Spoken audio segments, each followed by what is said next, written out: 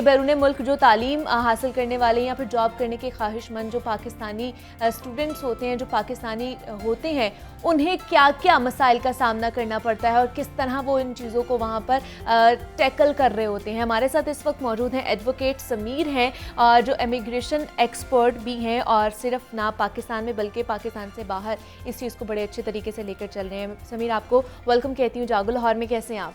अस्सलाम वालेकुम। बिल्कुल फर्स्ट क्लास, बिल्कुल ठीक ठाक। थैंक यू सबसे पहले आपको यहाँ पे मुझे इनवाइट करने के लिए बहुत बहुत शुक्रिया। क्योंकि ये इतना बड़ा कंसर्न है हम सबका कि हम लोग ख्वाहिश तो करते हैं कि बाहर जाके पढ़ें या बाहर जाके हम अच्छी जॉब हासिल करके अपने लिए कमाएं, लेकिन जा नहीं सकते। बहुत सारी कह लें कि हर्डल्स आ जाती हैं। तो आज आपने वो सब कुछ हमें बताना है। सबसे पहले एक हम बात कर लेते हैं स्टूडेंट वीज़े के हवाले से कि बच्चे यहाँ से जाते हैं तो स्टूडेंट वीज़े के लिए क्या क्या चीज़ें हमें चाहिए होती हैं और क्या क्या उसका प्रोसीजर है जिसके थ्रू हम करके वहाँ पर पहुँच सकते हैं?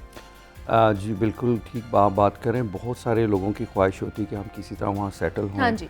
और उनके पास शॉर्टकट तरीका होता है और जो स्टडीज़ करना चाहते हैं वो जैसे एक मैं इसको एक बड़ा एक मखसूस तबका है जो मोस्टली चाहते हैं कि हम लोग इस स्टडी वीज़े पे जाएं।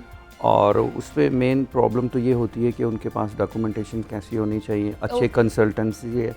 क्योंकि मैं इस टॉपिक को ज़्यादा फर्दर उनको जो बेसिकली प्रॉब्लम पड़ती है once they got a visa, उसके बाद वहाँ पे जब ये लोग पहुँचते हैं इंग्लैंड में तो उनको किस चीज़ की फ़ेस करना पड़ता है। क्योंकि अगर मैं इस पे बात करूँगा कि कंसल्टेंसी में क्या कुछ आता है, वो हर एक यहाँ पे एजेंट्स कंसल्टेंसी में पढ़ रहे हैं जिसमें आपको बैंक स्टेटमेंट्स चाहिए, आपको कॉलेज से कैश लेटर्स वगैरह, और उसके अलावा आपकी बहुत सारी आइल्स की फॉर्मेलिटीज़ हैं।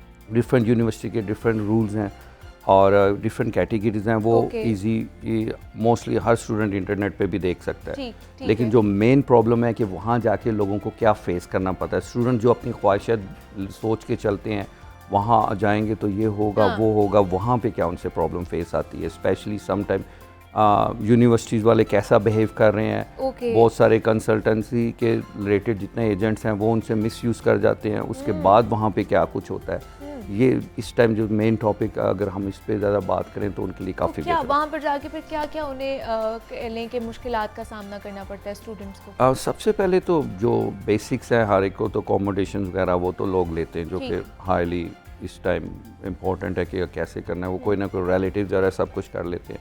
लेकिन जो मेन प्रॉब्लम उनको ये पड़ती है कि उस टाइम इनके ये स्टडीज़ पे लोग यूनिवर्सिटीज़ नहीं प्राइम पे जाते, प्रॉपर कॉन्टेक्ट में नहीं रहते यूनिवर्सिटीज़ के। इसकी वजह से उनको बहुत सारे यूनिवर्सिटीज़ लेटर्स आते हैं उनको एड्रेस की वजह से, तो जिसकी वजह से उनके वीज़े भी रिफ्यूज़ हो जाते हैं। तो अभी जो जो मेन इनको फोकस स्टूडेंट्स को ये करना चाहिए कि अगर वो स्टडीज़ के वीज़े पे जा रहे हैं तो वहाँ पे वर्क परमिट पे कैसे अपने आप को शिफ्ट करें। अच्छा, मतलब ये भी हो सकता है कि अगर आप स्टडी वीज़े पे जा रहे हैं तो आप वहाँ पे वर्क परमिट भी अवेल कर सकते हैं? जी, आप किसी वहाँ कंपनी में जो लोकल वहाँ पे कंपनीज़ हैं, बहुत सारे रेस्टोरेंट्स हैं, वो अगर वहाँ आप काम कर रहे हैं 20 आवर्स उनको लॉ होते हैं, तो आप उनसे बात करें। उनको उनसे पूछें कि आपके पास होम ऑफिस का लाइसेंस है कि नहीं है। अगर उनके पास होम ऑफिस का लाइसेंस अप्लाई करते हैं जिसकी एक फ़ी है, वो होम ऑफिस का लाइसेंस अप्लाई खुद भी कर सकते हैं, किसी अच्छे लॉयर के थ्रू भी कर सकते हैं।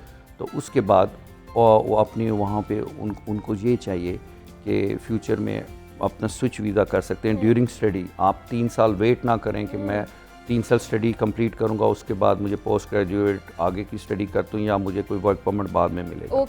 तो आप दौरान स्टडी भी आप अपना वीज़ा स्विच करा सकते हैं। वहाँ पे काम करके आपको इतनी इन्फॉर्मेशन होनी चाहिए और जो कंसल्टेंट होता है वही आपको ये सारी इन्फॉर्मेशन डिग आउट करके दे रहा होता है। बिल्कुल बिल्कुल ठीक है, इसी तरह सही है। एक तो ये बात है कि स्टूडेंट वीज़े पे, दूसरा बहुत से लोग कहते हैं कि हम लोग विजिट वीज़े पे भी जाना चाहते हैं बाहर, लेकिन स्टूडेंट वीज़े के साथ साथ विजिट वीज़ा किस तरह हम ले सकते हैं, और विजिट वीज़ा कभी कभी रिजेक्ट भी हो जाता है, इसकी क्या वजह होती है? देखिए, सबसे पहले कंसेप्ट आप लोगों ने क्लियर करना है कि विजिट वीज़े के वहाँ जाके आप अपना वीज़ा स्विच नहीं करवा सकते। अच्छा, अगर आप लोग सोचें हम विजिट वीज़े पे एक दफ़ा हमारा विजिट वीज़ा लग गया वहाँ हम सेटल हो जाएंगे, तो वो ऐसा नहीं है। आप विजिट वीज़े पे के लिए सिर्फ अगर आपने स्विच करना है, नंबर ए आपको ओवरस्टे हो जाएंगे, ठीक है। आपका नंबर बी पे आप देखेंगे कि आपको वहाँ पे वर्क राइट नहीं है। उसके लिए या तो आपको 20 साल उस कंट्री में इलीगल रहना पड़ेगा, या अगर आप किसी से शादी करते हैं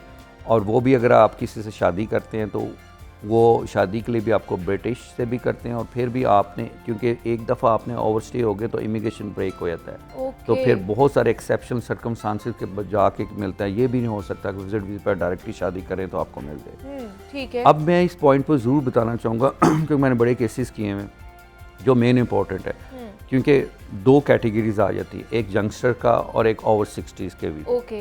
तो पेरेंट्स के या कोई बुजुर्ग हैं या कोई ओवर 60s हैं, उनके वीज़े आसान लग जाते हैं। मैं बात कर रहा हूँ विजिट वीज़े पे जी। अब इसमें मेन 3 कैटेगरीज को लोगों को पता होता है। अच्छा। जो कि मैं बहुत एक बड़ा पॉइंट है जो मैं शेयर करना चाहूँगा। पहली कैटेगरी उनको पता होता है कि यह बेस्ट है, हमारे फाइनेंशियल टाइज हमने बनाने हैं। Exactly, लोग हाँ। फाइनेंशियल टाइज के लिए अपने लोगों से पैसे पकड़ते हैं, अपने अकाउंट्स में डाल देते हैं, और फिर होम ऑफिस वाले का क्वेश्चन होता है कि अचानक ही आपके अकाउंट में 10 लाख कहाँ से आ गए। मोस्टली लोग ये भी करते हैं कि 10 लाख डाल के 6 महीने वेट करते हैं और फिर डालते हैं, तो माइट भी कुछ सिचुएशन डिफरेंट भी होती है। अच्छा। और अब क्योंकि आपकी वो स्टेटमेंट जो मनी आ रही है आपके बैंक में भी रिफ्लेक्ट होनी चाहिए कि ये मनी कहाँ से आ रही है, सोर्स ऑफ इनकम दिखाना पड़ता है। यहाँ तक तो बहुत सारे आजकल लोग करते हैं, लेकिन ये लोगों का कंसेप्ट गलत है कि आपके पास 40 लाख होना चाहिए, 50 लाख होना चाहिए, आपके पास 10 लाख, 5 लाख, कुछ भी अमाउंट, इतनी अमाउंट हो जिसमें आप अपने एक्सपेंस वहाँ पे कर सकते हैं। ठीक है। विजिट पे हमेशा 2 पार्ट होते हैं। एक पार्ट होता है स्पॉन्सर्स का, जो इंग्लैंड से आपको स्पॉन्सर कर रहा है। वो मोस्टली हाईली लाइकली ऐसा आता है जिसमें उसने अकोमोडेशन शो करानी पड़ती है कि मैं आपको अकोमोडेशन दे रहा हूँ और मैं अंडरटेकिंग लेता हूँ, ये ऑन टाइम पे एक्सपायर जब वीज़ा होगा ये वापस चले जाएंगे। और जो दूसरा पार्ट होता है, वो दूसरा पार्ट इनका ये होता है विजिट पे कि आप लोग जो भी एप्लीकेंट कर रहा है उसमें उसको सिर्फ एक ख्याल रखें, अपनी सोशल ट्रैवल हिस्ट्री भी दैट्स इम्पोर्टेंट है, लेकिन उसके साथ सोशल टाइज जरूर बनाएं। अब सोशल टाइज पे लोग कंफ्यूज हो जाएंगे, सोशल टाइज है क्या? हाँ जी। सोशल टाइज में ऐसे कि आपके वापस जाने की इंटेंशन क्या है। अगर आप गवर्नमेंट एम्प्लॉय है तो डेफिनेटली आप जॉब कर रहे हैं, हॉलीडेज पे जा रहे हैं। मोस्टली लोग यहाँ पे क्योंकि बात कर देते हैं, अपने बच्चों को लेना जाते हैं और वीज़ा लगवा देते हैं जबकि उनकी समर वेकेशन स्टार्ट नहीं होती। तो क्वेश्चन आता है भाई अभी तो आपकी बच्चों की छुट्टियां नहीं, तो आपको इतनी जल्दी में आप क्यों जा रहे हो? आप अप्लाई करें जब बच्चों को छुट्टियां होती हैं, तब फैमिलीज़ के साथ अप्लाई करें, या उनको छुट्टियां मिलती हैं तब अप्लाई करें ताकि बच्चों का जाना आसान हो। और जितनी यहाँ पे कोई ना कोई अपने प्रोजेक्ट ओवर 60 के बाद रिटायरमेंट हो जाती हैं लोगों की, उनकी एक्टिविटीज़ बताएं कि ये किसी NGOs के साथ अगर काम कर रहे हैं तो बहुत उसका लेटर लगाएं। अगर वो किसी प्रोजेक्ट में एक्टिविटी में है, कोई भी लेट्स सपोज मेरे काफ़ी उस चीज़ के पेपर्स या डॉक्यूमेंट्स जो है वो आपके साथ अटैच होने चाहिए। क्या समीर ये हो सकता है कि हम लोग विजिट वीज़े पे जाएं लेकिन वहाँ पे जाके हम अप्लाई करें और हमें परमानेंट वीज़ा या वहाँ का वीज़ा मिल जाए? जैसे मैं पहले इस पर डिस्कस कर चुका हूँ कि वहाँ पे बहुत से लोग क्योंकि इस ख्वाहिश से जाते हैं ना कि शायद मुमकिन हो जाए कि वहाँ जाके हम काम कर सकते हैं।